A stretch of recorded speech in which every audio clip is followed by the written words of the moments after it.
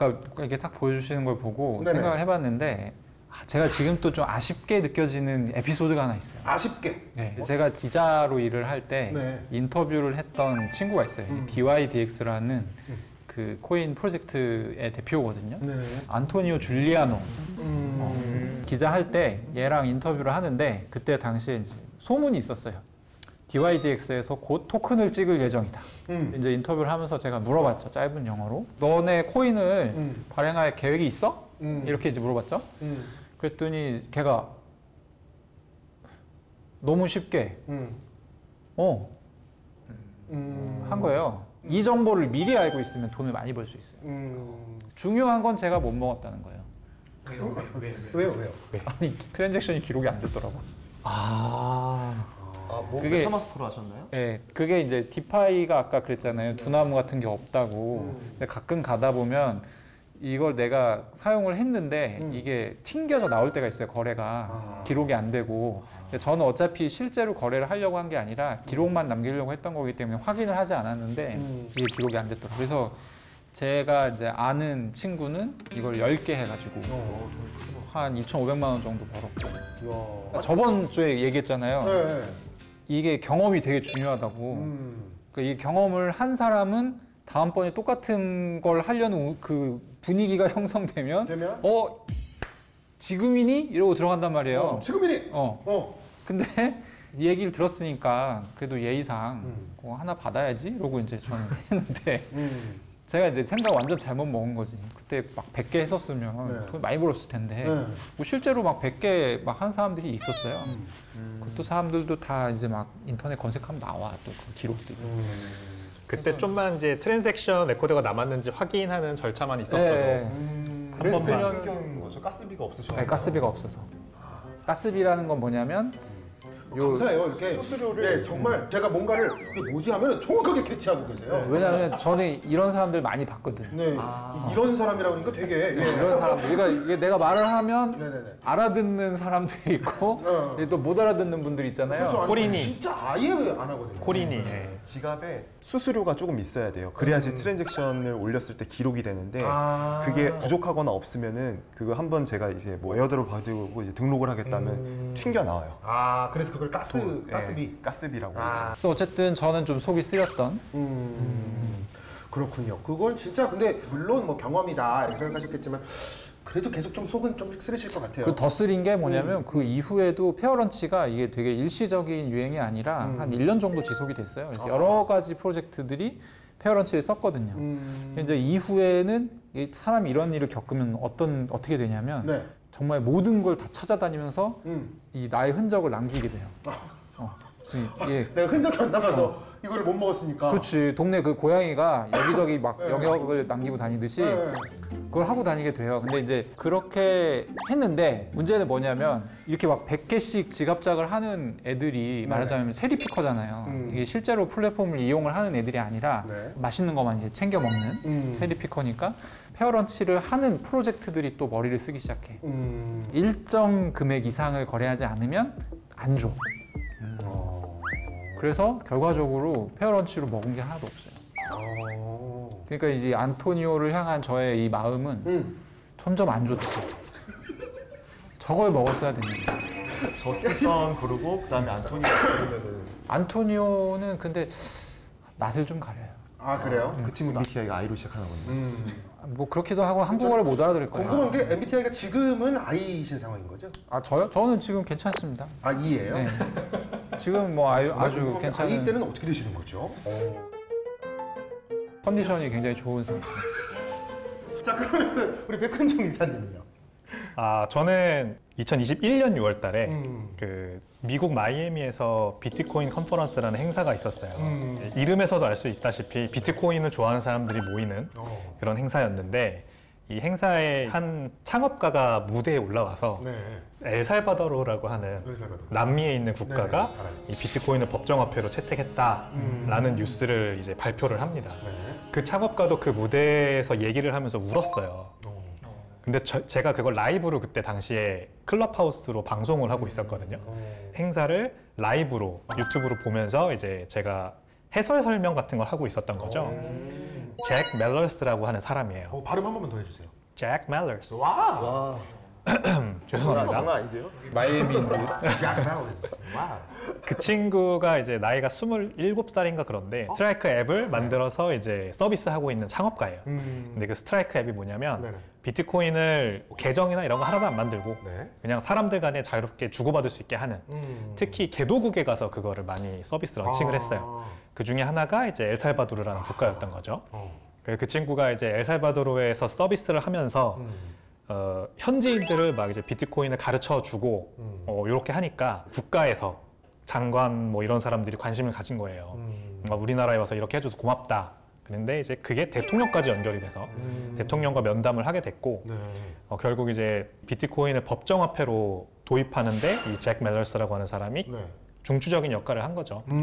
그래서 이제 6월 달에 그 행사에서 이 잭 멜러스가 무대에 올라와서 자기 서비스 소개를 하다가 마지막에 내가 특별한 게스트를 모셨다 하면서 이제 그 나이브 부켈레라고 하는 대통령 이름이에요. 대통령을 이제 화면에 띄웠어요. 실제로 모시진 않고 네네. 이 사람이 직접 화면에서 우리나라가 비트코인을 법정화폐로 채택했다, 채택할 거다, 이제 국회에 법안이 넘어갔다 이런 얘기를 하니까 이제 다 환호하고 막 이제 이랬죠. 잭 멜러스가 그 얘기를 하면서 울었고 이제 나는 이 언덕에서 죽을 거야라는 말을 했어요. 이게 무슨 말이냐면 비트코인 같은 암호화폐의 어떤 그 컬처, 문화 이런 것들을 발음이 기가 막히시네. 공유하는 사람들은 이 마이너잖아요. 항상 굉장히 소수자예요. 그래가지고 이 소수자로서 좀 외롭고 뭔가 공격받을 때 항상 이렇게 좀 소극적이고 방어적이고 그렇게 되는데 그렇죠. 나는 여기에서 계속 이렇게 좀 공격받겠지만 그래도 나는 계속 이 길을 가겠다 뭐 이런 뜻이에요. 근데 제가 뭐 네, 그 언덕에 죽겠다. 근데 저는 그렇게까지 뭐 엄청난 위대한 업적을 남긴 적은 없지만 엄청 공감이 되더라고요. 저도 이제 비슷한 암호화폐 업계에서 서비스를 제공하고 있는 창업가로서 많이 감정이입이 돼서 저도 막 눈물이 나는 지금 울 것 같으신데 괜찮으세요? 그래서 그때 막 우신 거예요? 눈물이 났어요. 그래서 그때 라이브 하고 있었는데 그 사람들도 들으면서 울었는지 안 울었는지 모르겠지만 아무튼 굉장히 감정이 격해졌고 너무 잘 됐다. 이 어떤 국가가 비트코인을 법정화폐로 채택을 하다니 대박이다. 막 이제 이러면서 되게 자축 파티를 했던 당시 그런 기억이 나고요. 잭 멜러스라는 친구가 지금도 이제 되게 활발하게 활동을 하는데 외모로 보면은 한 18살 정도밖에 안 보여요. 이게 맨날 후디 입고 다니고 까불까불하고 옷도 이렇게 길게 이렇게 입고 다니거든요, 항상.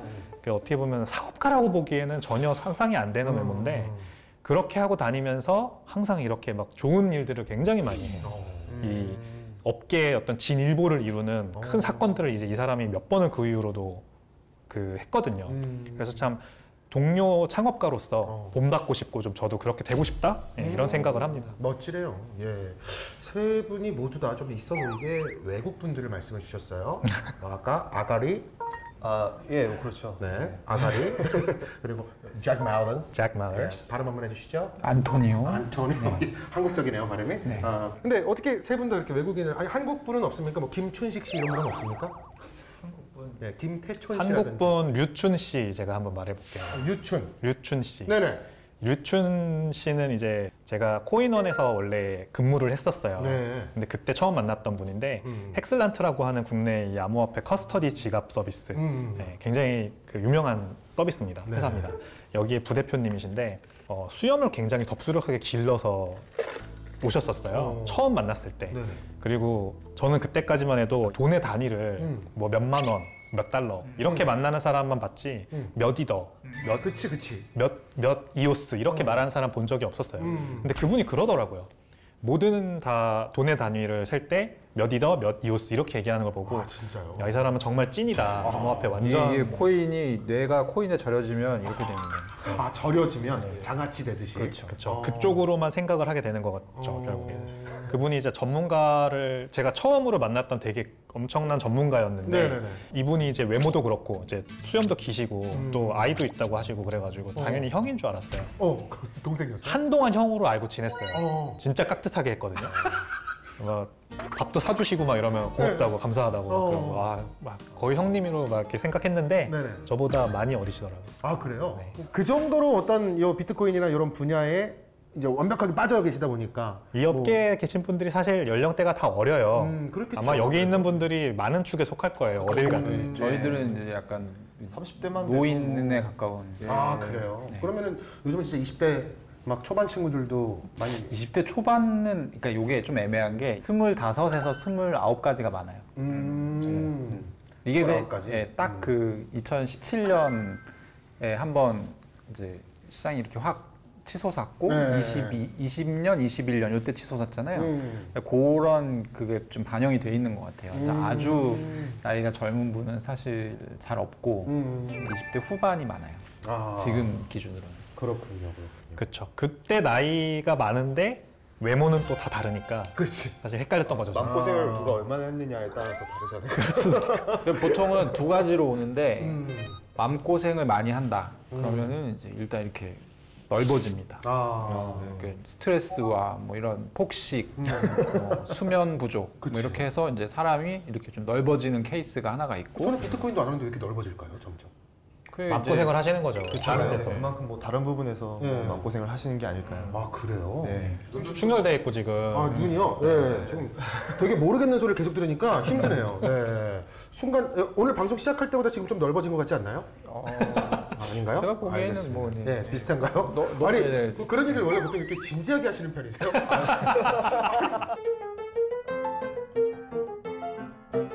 넓어지는 케이스가 있고 네. 한 명은 아까 얘기하셨던 그 유춘님, 유춘님. 저도 이제 아는 분인데 네네네.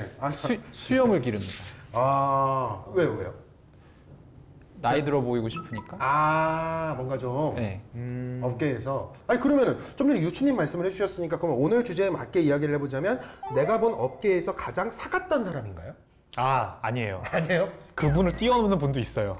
그래요? 심지어 제 학교 후배예요. 대학교 후배.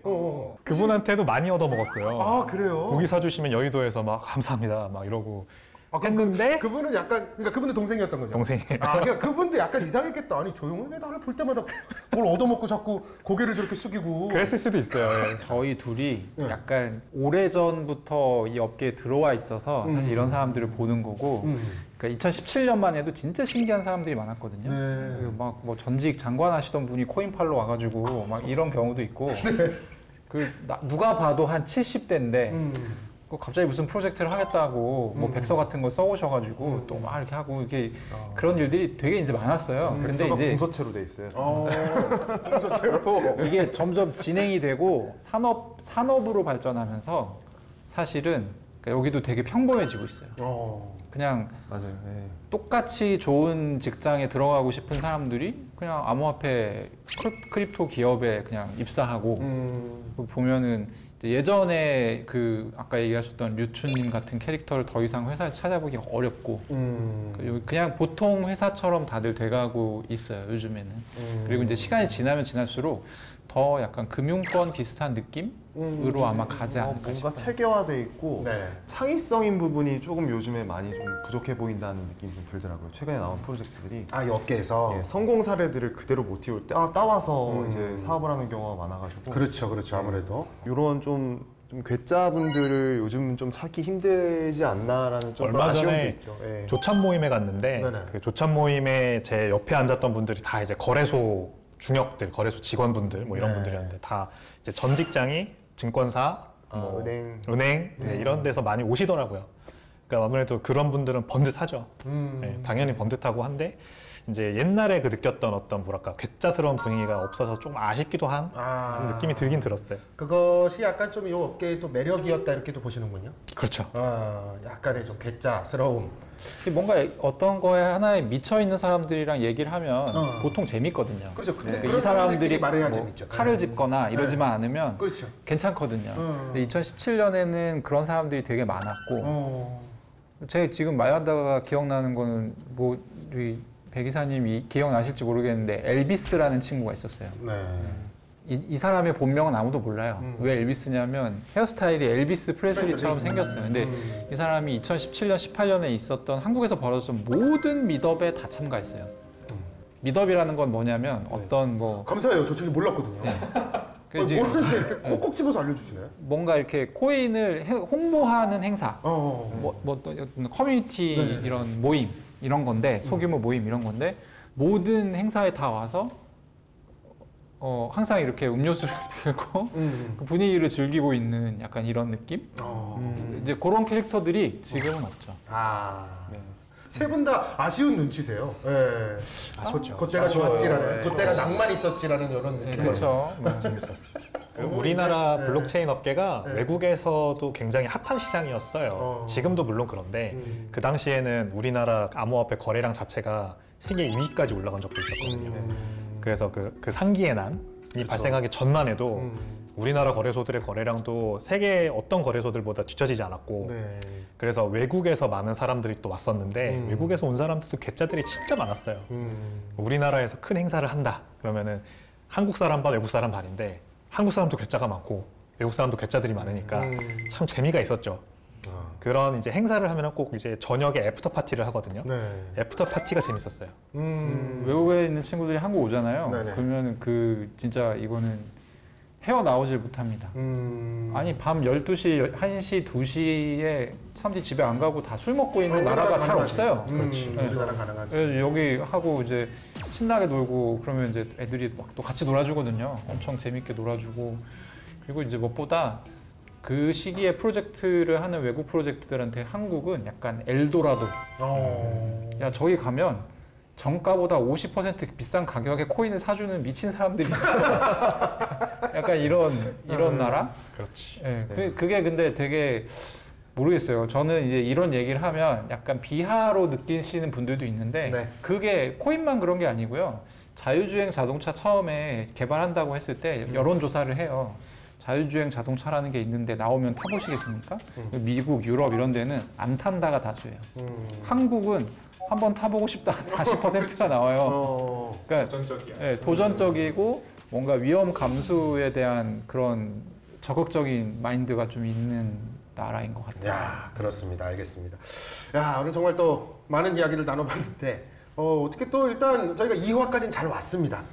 그러네요. 2회까지는 잘 왔어요. 근데 중요한 건 이제 또 3회겠죠. 왜냐면 3회부터 저희가 의상이 바뀌기 시작할 테니까요.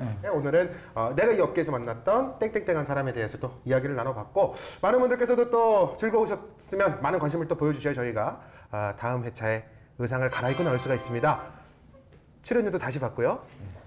자, 네, 출연료 바닥이 났습니다. 여러분이 도와주셔야 됩니다. 좋습니다. 많은 관심 부탁드리고요. 저번 주에 했던 거 기억하고 계시죠? 까먹으셨어요. 일주일이 지나서 까먹은 거야. 일주일이 지나서 그래. 아무쪼록스였습니다. 자, 오늘도 인사드리면서 마무리하겠습니다. 저희 다음 시간에 만날까요? 아무쪼록스!